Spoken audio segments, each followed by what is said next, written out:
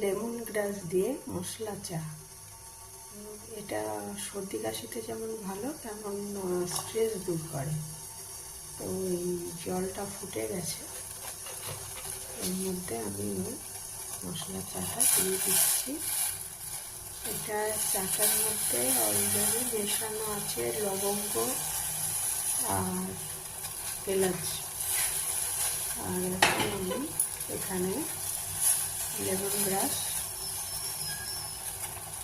আমার বাড়িতেই রয়েছে, আমি তুলে এনেছি, ভালো করে ধুয়ে লেমন গ্রাস এর মধ্যে দিয়ে দিলাম। এবার একটু ফুটে যাওয়ার পর এটা আমি দুধ দিয়ে দেবো।